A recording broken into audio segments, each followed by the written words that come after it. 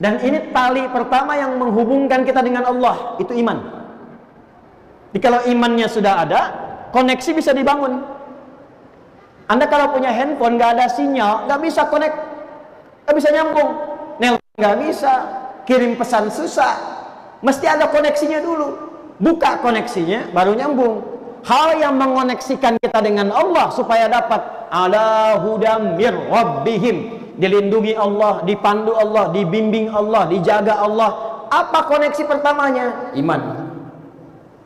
Tapi bukan iman biasa, iman yang terus ditingkatkan sampai mendapatkan satu tanda yang disebutkan dalam Al-Quran dan dikuatkan dalam hadis Nabi SAW. Sekarang cek tanda ini. Kalau sudah ada tanda ini dalam diri kita, berarti berbahagialah kita memiliki bagian pertama dari tanda kesuksesan dan kebahagiaan. Bawa ini, tinggal buka amalnya, apapun yang Anda kerjakan, jaminannya langsung dari Allah Subhanahu wa Ta'ala.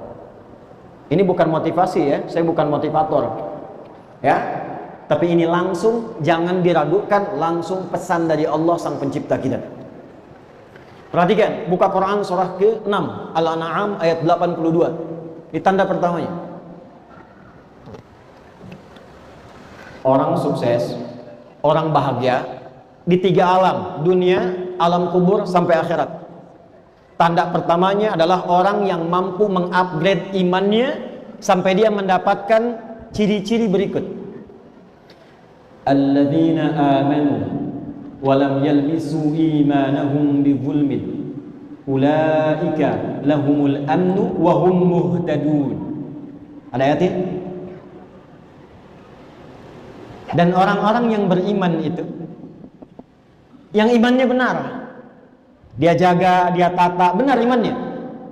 Perhatikan, ulaika lahumul amnu. Ciri pertamanya, orang yang terus meningkatkan iman, menjaga iman, kelihatan sekali orangnya tenang. Tuh. Secara pribadi tenang. Bahkan ketenangannya digambarkan oleh Nabi Sallallahu Alaihi Wasallam dalam hadis yang diriwayatkan oleh Al-Imam Al-Bukhari, dan hadis ini ditempatkan di topik iman.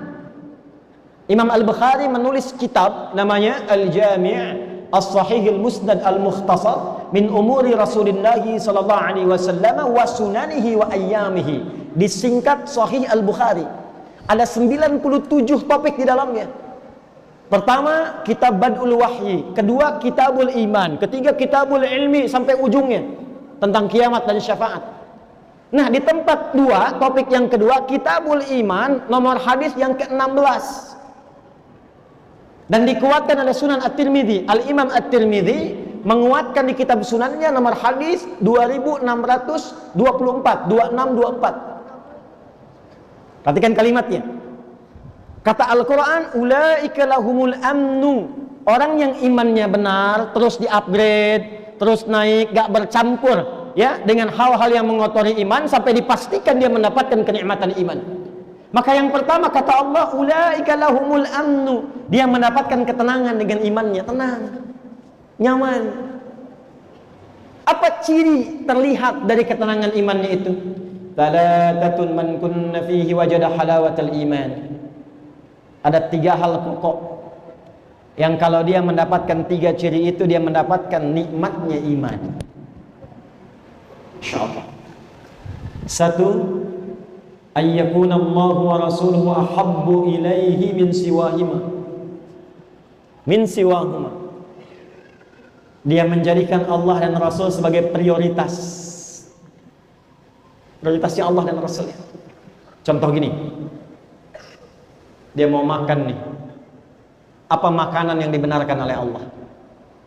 Yang halal misalnya, ya ayyuhan nasu kulu mimma fil ardi halalan thayyiban. Maka halal itu membimbing imannya. Karena itu ketika dia mencari yang thayyib, itu imannya disebutkan dulu. Quran surah kedua ayat 172. Ya ayyuhalladzina amanu kulu min thayyibati ma razaqnakum. Begitu dipanggil imannya, dia nggak mikir halal lagi, karena imannya langsung membimbing dia pada yang halal. Di orang yang imannya itu sudah melekat pada dirinya, yang prioritas itu Allah dan Rasul dia. Mau makan, dia nggak pikir yang haram, langsung yang halal. Mana yang halal? Lalu begitu akan makan, Dia ingat, dia cari bagaimana Nabi mengajarkan cara makan. Idza quddimat ta'amu khudh biyadika biyaminika ma yalik. Kalau makanan itu dihidangkan, ambil dengan tangan kananmu yang paling dekat denganmu. Samillah, sebut nama Allah, bismillahirrahmanirrahim, makan. Dia praktekkan. Dia mau jalan, dia lihat bagaimana Allah menyukai jalannya orang-orang yang dengan iman dia berjalan. Wa ibadur rahmanil ladzina yamshuna 'alal ardi hauna. Hamba Allah yang penyayang itu kalau jalan, jalannya bagus. Wa idza khatabahumul jahiluna qalu salama. Dia enggak ganggu orang. Dia naik motor, enggak usil sama orang. Dia naik mobil enggak merasa hebat. Dia jalan kaki enggak merasa tinggi. Dia hormati orang lain. Dia jaga lingkungan. Kalau ada yang mengejek, memprovokasi, dia mendoakan. Allah imannya. Iman menjadikan dia tenang. Tenang. Dan menariknya, orang-orang sekitarannya pun merasa tenang dengan hadirnya dia. Itu, pernah nggak merasakan? Pulang ke rumah, anak-anak nyaman dengan Anda. Istri nyaman dengan Anda. Di kantor, orang nyaman dengan Anda. Di kampus, teman-teman sekuliahan nyaman dengan Anda.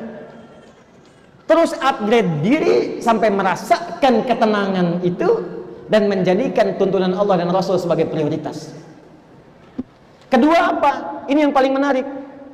Ternyata iman yang bagus ini nggak berdiri tunggal, sifatnya nggak personal, tapi bisa diwariskan pada orang sekitarannya. Yang kedua yang mendapatkan kenikmatan iman, kata Nabi Shallallahu Alaihi Wasallam, ketika dia mampu saling mencintai karena Allah. Masya Allah. Maaf ya, melihat orang lain tuh bi'ainir rahmah. Ada orang lewat nggak nyapa, alhamdulillah, mungkin sedang buru-buru, iman. Ada orang mencela, masya Allah, mungkin belum tahu, iman. Hilang sendal, cari dulu. Nggak ketemu, alhamdulillah, amanah sendal sudah saya tuntaskan dan berhenti di Masjid At-Taqwa. Mudah-mudahan jadi saksi jannah di akhirat nanti. Amin. Amin itu maksudnya hilang sendalnya. Masya Allah, iman. Jadi orang yang dapat kenikmatan iman itu antara anugerah dengan musibah dua-duanya sama. Saat ada suka dia bersyukur, saat ada duka dia bersabar. Jadi dua-duanya sama aja, diposisikan sebagai ujian. Makanya kata Nabi, ajaban li amril mu'min. Orang kalau sudah benar imannya, perkaranya mengagumkan. Semua nggak ada bedanya. Semua dilihat sebagai ujian yang melahirkan pahala. Dapat kedudukan, inna lillahi wa inna ilaihi raji'un. Ujian dari Allah. Bukan untuk pamer. Dijaga, bikin kebijakan yang baik. Jalan-jalan lihat masyarakat. Tanya jawab, didengar aspirasi, dibikin kebijakan yang menyejahterakan. Kalau muslim, ajak muslimnya untuk ibadah ke masjid. Tunjukkan keteladanan. Kepada muslim toleran, didengar aspirasinya, didengarkan, diberikan kebaikan-kebaikan. Iman.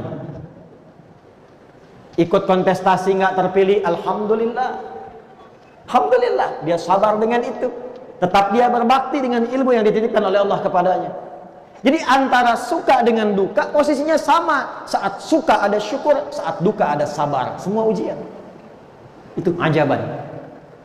Yang ketiga, dia konsisten pada kebaikan dan imannya menjaga dia pada keburukan sampai di level nggak suka ketika merasakan atau melihat sesuatu yang tidak baik. Bisa ada tayangan TV misalnya, tayangan nggak bagus, nggak sengaja terlihat, bukan cuma dipalingkan. Apa tayangan seperti ini nggak layak ditonton, ganti aja. Kalau semua channel begini, ganti channelnya sekalian. Iman. Jadi orang beriman itu semua yang keluar manfaat. Makanya ujung ayatnya Allah sampaikan, perhatikan kalimatnya, wa hum muhtadun ulaika ala hudam mir rabbihim. Ala hudan itu kalau melekat kepada orangnya disebut muhtad. Jamaknya muhtadun. Orang yang ditunjuki oleh Allah. Nanti hasilnya apa? Semua bagian tubuhnya. Ini bagian pertama. Semua bagian tubuhnya dari ujung kepala sampai ujung kaki, ya, itu semuanya dibimbing oleh imannya supaya mengerjakan semua yang bermanfaat. Jadi kalau kita riset dari ujung kepala nih, contoh gini, mata nih ya, mata itu fungsinya melihat. Tapi kalau sudah sampai ke level ini, mengupgrade iman, sehingga merasakan iman itu hadir dalam jiwa, bukan cuma getaran, tapi hadir dalam jiwa. Jadi ada level pemula, itu level getaran, dikonfirmasi oleh suara azan. Dalilnya Quran surah 8 ayat yang kedua, innamal mu'minuna alladzina idza dzukirallahu wajilat qulubuhum. Orang yang punya iman itu cirinya diantaranya bisa diuji kalau diperdengarkan nama Allah, ada getaran konfirmasi di jiwanya. Karena itu 5 kali dalam sehari diperdengarkan nama Allah, didengar telinga kita. Telinga ini bahasa Arabnya udhun, jamaknya azan. Azan itu jamak dari kata udhun, artinya telinga.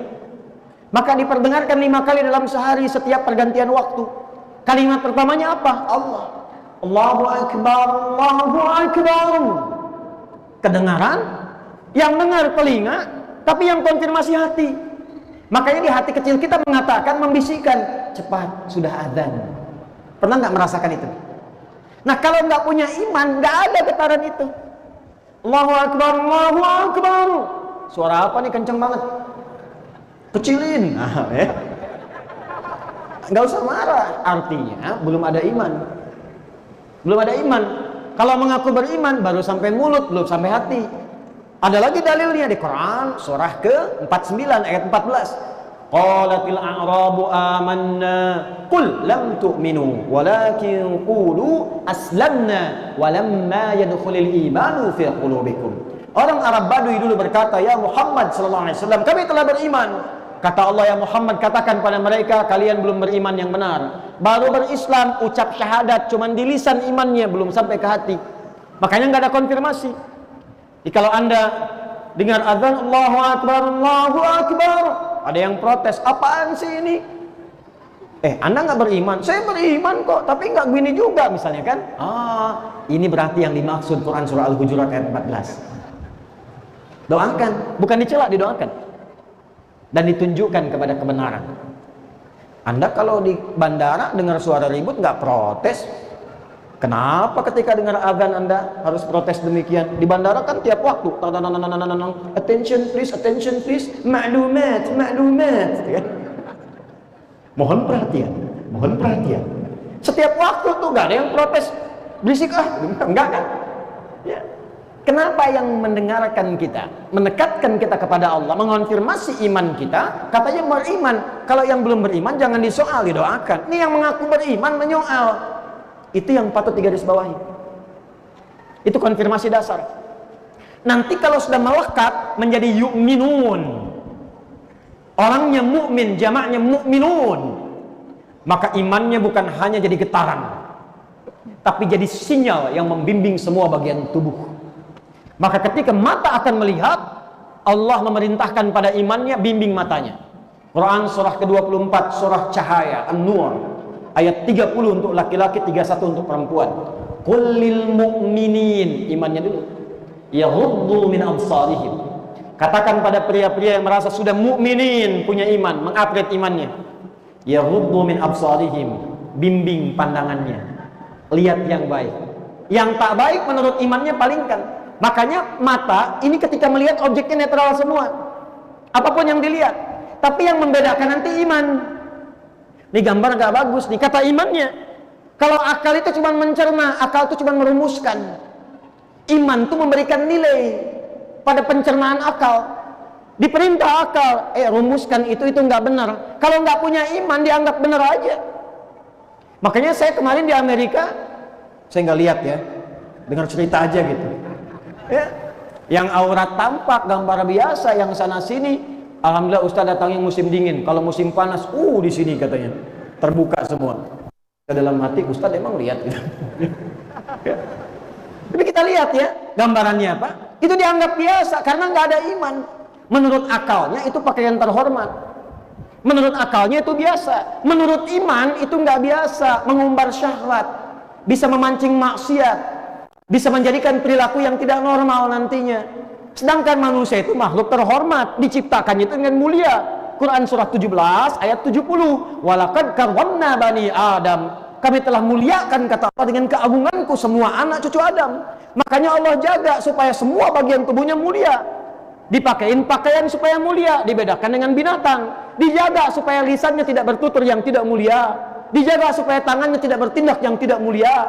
Dijaga supaya pandangannya tidak menatap yang tidak mulia. Dijaga untuk kemuliaan. Makanya muncul hukum haram. Haram itu seakar dengan kata hurmah, hormat. Kenapa muncul haram? Menjaga kehormatan supaya tidak hilang martabat kita di hadapan Allah Subhanahu wa taala. Sebab kalau sudah maksiat, kehormatannya runtuh. Coba diviralkan. Ini ada anggota dewan fulan, hobinya nonton film porno misalnya. Terus viral, kehormatan Anda runtuh. Ada orang mencela, ini ustadz senangnya mencela. Yang didapat bukan ilmunya, aibnya yang menyebar, kehormatan Anda runtuh. Makanya turun iman, membimbing tubuh kita, menjaga kita menjadi terhormat. Dan muncul hukum haram, bukan ingin menyulitkan, tapi menjaga kehormatan. Kullil mu'minin, katakan bagi yang punya iman, yaghuddu min absarihim ghaddul basar. Imannya yang membimbing nanti. Ini nggak bagus, palingkan. Ini mengundang syahwat, jangan pertahankan, alihkan. Ini merusak pikiran, jauhkan. Saya punya kawan, dia sekarang kuliah di Kanada. Teman sekamar saya di pesantren. Spesialisasi di bidang neurologi. Jadi kajiannya itu mengkaji saraf yang menyambungkan ke otak. Di antara risetnya tentang gambar-gambar pornografi. Ternyata itu lebih berbahaya dari narkoba, candu. Hati-hati itu. Pornografi itu lebih berbahaya daripada narkoba dan langkah tangga pertama menuju LGBT. Hati-hati itu. Jadi kalau ada orang, bukan kita ya, misal nih, terbawa arus lihat gambar yang tak layak, itu jadi candu, langsung nyangkut di memorinya. Dijaga oleh setan. Makanya kalau Anda pernah dengar riwayat, kalau melihat sesuatu yang tak pantas sekali aja, cepat palingkan. Sekali itu bukan begini sampai kedip ya, karena ada salah paham tuh hadisnya. Kan sekali selama belum kedip begini. Astagfirullah, kenapa begini ya? Cepat palingkan. Ya, selanjutnya setan. Sebab sekali melihat, nyangkut nanti di memori kita tuh. Dan setan bermain di situ. Itu Masya Allah bisa lebih cepat hafal dan ingat sampai bayangannya dibandingkan dengan mushaf yang kita baca tiap hari. Dan bisa merusak. Nah itu yang dijaga oleh Islam. Iman kita menjaga, palingkan supaya tidak merusak. Sebelum jadi perilaku, ada pornografi, ada porno aksi. Beda. Pornografi dalam konteks apa? Interaksinya pandangan, pendengaran, kata-kata. Kalau sudah porno aksi dilakukan, nah itu pengantar pada keburukan. Iman datang membimbing supaya kita tetap dalam kemuliaan. Imannya dulu. Perempuan sama ayat 31-nya. Wa kullil mu'minati yaghuddna min absarihin. Dari mata turun ke mulut dulu, baru ke hati. Dari mata turun ke lisan. Lisan iman dulu, baru lisannya. Quran surah 49 ayat 11 sampai 12. Ya ayyuhalladzina amanu la yasra qaumin qaum la yaghtab ba'dukum ba'dha. Hai orang-orang yang telah punya iman, imannya dulu. Pasti kata Allah, iman itu akan menjaga lisanmu dari sifat saling mencela. Aku berikan lisan bukan untuk mencela merendahkan orang lain. Aku jadikan lisan untuk berkata yang mulia, yang baik-baik. Tak mampu diam, maka muncul hadis Nabi. Man kana yu'min, pakai yu'min, iman yang di-upgrade. Man kana yu'minu billahi wal yaumil akhir falyaqul khaira aw liyasmut. Siapa yang mau mengupgrade iman, merasa beriman pada Allah dan merasa akan dihisab di hari kiamat kelak, falyaqul khaira, katakan yang baik-baik, aw liyasmut. Kalau enggak mampu diam, iman. Sekarang saya tanya tuh, maaf ya, maaf, dari tubuh kita aja nih, udah nyampe belum ke derajat ini? Makanya Nabi itu nggak ngasih dunia dulu. Apa Anda kira Abdurrahman bin Auf langsung kaya ketika masuk Islam? Tidak. Utsman langsung kaya? Tidak. Ali langsung pintar? Tidak. Abu Hurairah langsung hebat? Tidak. Bilal langsung kuat? Tidak. Yang ditata itu hatinya dulu. Karakternya dulu, karakter moralnya dulu, pribadinya dulu. Lewat iman ini, pendidikan iman. Makanya mereka menjadi tangguh. Dan iman itu dipertahankannya luar biasa. Bilal diseret, diikat dalam batu besar. Di tempat yang terbentang luas. Ya, di lapangan, diikat di atas batu, yang batunya dipanasin dulu, musim panas loh. Nggak seperti panas di sini, masih ada uapnya. Uap kering. Kalau pernah ke Mekah musim panas, terasa tuh panasnya. Lihat gunung-gunung di Sahara itu. Dipanasin batunya, ditarik, diikat di atas batu, dicambuk. Irtad, murtad kamu, keluar dari iman. Irtad. Apa jawabannya? Enteng aja. Ahad, irtad, ahad, irtad, ahad. Gimana tuh bisa pertahankan itu? Makanya sahabat sebelum sukses, sebelum bahagia, menyukseskan dirinya dulu dengan imannya. Mereka menjadi pribadi yang sangat tangguh. Abdurrahman bin Auf itu menukar dunianya untuk imannya. Kata orang-orang Quraisy, kalau kamu beriman pada Muhammad, ingin ikut hijrah, kami ambil semua hartamu. Silahkan ikut ke Madinah sana, ke Yathrib sana. Cuman bawa pakaian aja, jalan kaki. Dipertahankan, nggak apa-apa, saya berangkat. Iman. Sehingga yang terjadi apa? Kalau punya kedudukan jujur, disiplin, sabar, baik. Kalau punya harta dermawan. Kalau punya ilmu, luas ilmunya, berbagi dalam kebaikan, ikhlas menyampaikannya. Itu yang dibutuhkan tuh itu sekarang. Nah sekarang, jangan jauh-jauh dulu. Anda pengen kaya, menata harta, menata diri aja belum sanggup, pengen kaya. Alih-alih maslahat, jadi maksiat nantinya. Belum sanggup menata diri, begitu diberikan harta, datangnya ke tempat maksiat. Dipakai maksiat. Kumpulnya dengan orang-orang perbuat maksiat. Dikerjakan di tempat yang tidak disukai oleh Allah dan Rasulnya. Makanya sebelum sampai dapat amanah harta, kedudukan, ilmu, apa yang dilakukan? Perbaiki diri dulu, supaya memandangnya yang baik, mendengarnya yang baik, berucap yang baik, berjalan ke tempat yang baik. Begitu dititipkan kedudukan, andanya sudah baik, maka kedudukan itu ditempatkan pada tempat yang baik. Ya, jadi kadang-kadang kalau Anda bekerja belum dapat sesuatu, jangan langsung disimpulkan. Jangan langsung disimpulkan. Boleh jadi Allah menginginkan kita baik dulu, lalu semua hasil ikhtiar kita akan dirapel semuanya, diberikan dalam akumulasi bentuk yang lebih besar. Kadang-kadang kita nggak sadar. Usaha sebulan nih nggak dapat nih. Tapi begitu di hari yang ke-30, dapatnya lebih banyak dari biasanya. Itu bukan dapat lebih banyak, itu akumulasi keringat Anda selama 29 hari. Tiba-tiba Anda nggak nyari, teman datang nawarin proyek. Itu ikhtiar Anda selama 29 hari. Tapi selama 29 hari itu Anda dididik oleh Allah bersabar, dididik tawakal, dididik yakin, dididik dekat dengan Allah, dididik husnudzan. Itu yang mahal sekali teman-teman. Makanya di Eropa, di Amerika, di Jepang, Asia-Asia yang maju, itu mereka sampai bikin divisi khusus meningkatkan karakter ini. Kajian. Dikaji, bikin pelatihan. Dikirim untuk berlatih ini aja. Kita dapat ayatnya langsung dari Allah. Kurikulumnya dikirimkan lewat Rasulullah. Kurang apa lagi? Makanya aneh kalau ada orang beriman gak baik, itu aneh. Gak mungkin itu. Makanya Masya Allah, punya suami beriman, baik. Istri beriman, baik. Teman beriman, baik. Ini bagian pertamanya. Jadi kalau ingin mengecek apakah sudah sampai pada derajat yu'minun, jangan tunjuk orang lain, tunjuk diri pribadi dulu. Sudah belum merubah diri kita menjadi lebih baik? Ujung kepala sampai ujung kaki.